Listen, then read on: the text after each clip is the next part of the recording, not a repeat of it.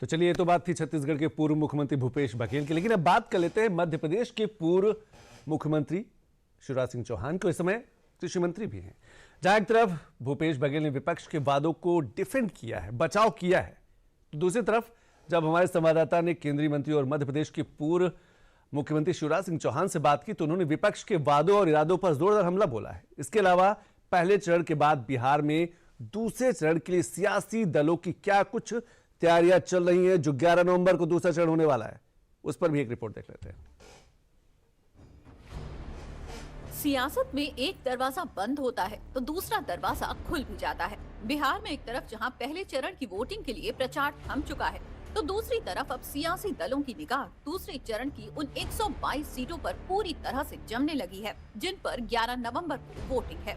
पहले चरण का प्रचार पूरा हो चुका है, लेकिन दूसरे चरण के लिए अभी भी प्रचार होंगे। सत्ता पक्ष हो या विपक्ष, दोनों का फोकस अब दूसरे चरण पर ही होगा, क्योंकि इस चरण में कई ऐसी सीटें हैं जहां इस बार नए समीकरण बन रहे हैं। इसी दूसरे चरण में सीमांचल की वो 24 सीटें भी हैं। पीएम मोदी से लेकर विपक्ष के कई बड़े चेहरे प्रचार कर चुके हैं और असली लड़ाई इन्हीं सीटों पर मानी जा रही है। इसको लेकर जब हमारे संवाददाता प्रतीक राय ने केंद्रीय मंत्री शिवराज सिंह चौहान से सवाल किया, तो सुनिए वो क्या बोले।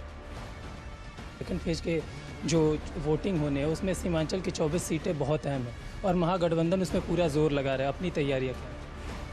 हमारे लिए तो हर सीट अहम है, और चाहे सीमांचल हो चाहे और कोई इलाका, हर सीट पर भारतीय जनता पार्टी ने, एनडीए ने ध्यान दिया है। और सबसे बड़ी बात तो यह कि जनता मन बना चुकी है एनडीए की पुनर्वापसी की भारी बहुमत से। और उसका प्रमाण यही है कि आज तेजस्वी फिर से नया घोषणा पत्र ले आए। हम महिलाओं के खाते में पैसा डालेंगे। 15 साल तक क्या किया? बहन और बेटियों के साथ क्या होता था? कितनी हत्याएं, कितनी लूट, कितने बलात्कार। कोई सुनने वाला नहीं था उस समय। जनता उस जंगल राज को भूली नहीं है और कोई जंगल राज की वापसी नहीं चाहता। लोग चाहते हैं आदरणीय मोदी जी के, नीतीश बाबू के विकास को, जो चारों तरफ बोल रहा है। दरअसल दूसरे चरण में सीमांचल की कुछ उन सीटों पर चुनाव होना है जिन पर मुस्लिम आबादी ज्यादा है। विपक्ष से अपना मजबूत वोट बैंक मानकर चलता है और इसीलिए चाहे तेजस्वी यादव हो या फिर उनकी पार्टी के एमएलसी कारी साहिब, मुस्लिम आबादी को लुभाने का कोई मौका नहीं छोड़ रहे हैं। आरजेडी ने दावा किया है कि अगर उसकी सरकार बनती है तो वक्फ बिल को रद्द किया जाएगा। अब वाकई में क्या ये संभव है? केंद्रीय मंत्री शिवराज सिंह चौहान से सुनिए। सीमांचल की कुछ सीटें जो हैं वहाँ पे महागठबंधन के कुछ प्रत्याशी हैं, वो प्रचार करने गए और वहाँ बोले कि जो वक्फ बिल है उसको जब हम सत्ता में आएंगे तो फाड़ के फेंक देंगे। दो चीजें साफ सुन लें। एक, घुसपैठियों को भारत के, बिहार के नागरिकों के हक पर डाका नहीं डालने दिया जाएगा। वो चिन्हित किए जाएंगे, बाहर निकाले जाएंगे। और नंबर 2, वक्फ के बारे में फैसला संसद ने किया है।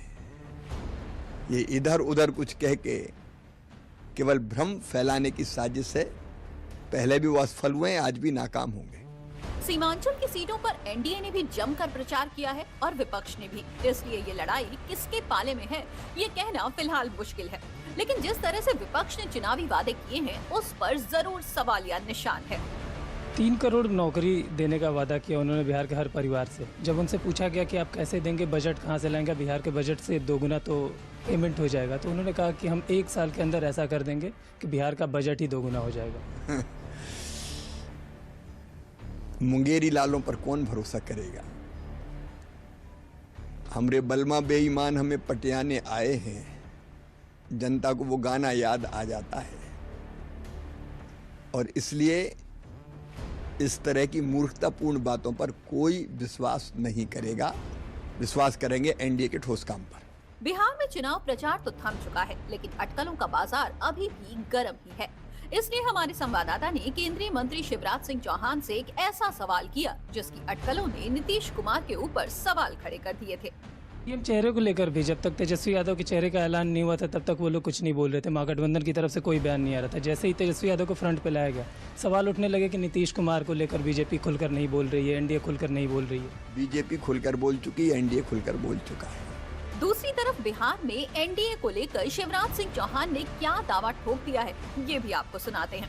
सर 14 नवंबर को प्रेडिक्शन क्या है आप एनडीए की सीटों को लेकर? मैं सच कह रहा हूं कि चाहे बहनें हो, ऐसी निकलेंगी बहनें वोट डालने। मैंने मध्य प्रदेश में भी देखा, कई लोग कहते थे नहीं दिक्कत होगी, नहीं बनेगी। रिकॉर्ड तोड़ वोटों से हमारे उम्मीदवार जीते और रिकॉर्ड तोड़ जीत हासिल की।